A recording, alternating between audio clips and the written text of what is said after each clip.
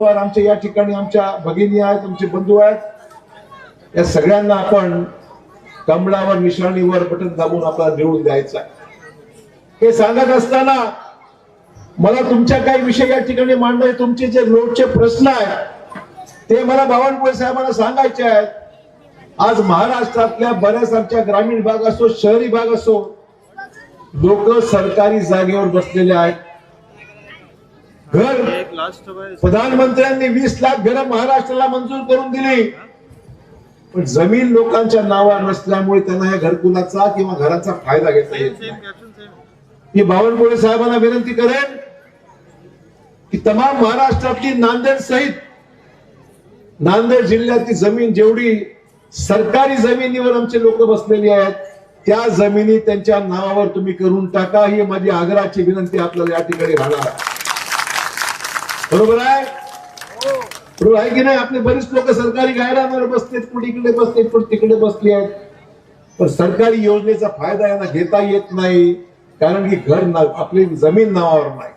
त्यामुळे गरीब माणसाला दिलासा द्यायचा असेल आणि देणार, तो निर्णय महसूल मंत्र्यांनी घ्यावा आणि ते करण्याकरता एकही पैसा लावू नका, ही माझी आग्रहाची विनंती आमच्या महसूल मंत्र्यांनी या ठिकाणी राहणार आहे.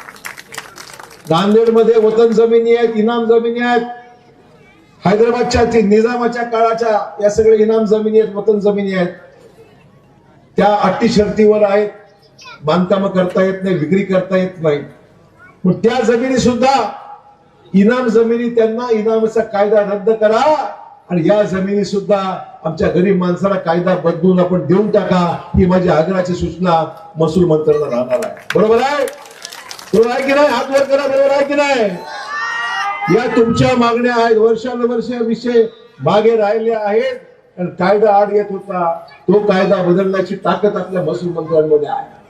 आणि त्यामुळे हे 2 वर्ष 2 महत्वाचे निर्णय, बाकीचे विषय मला मोरे साहेबांनी दिले त्या ठिकाणी, की आपल्या ठिकाणी रहीमपूर, वसरणी, दूध डेअरी या नागरी वस्तीमधून घरावरून गेलेली 33 किमीची लाईन सुद्धा आपण काढून टाका, ही मला मोरे साहेबांनी सांगितले. ते सुद्धा मी नक्की 100%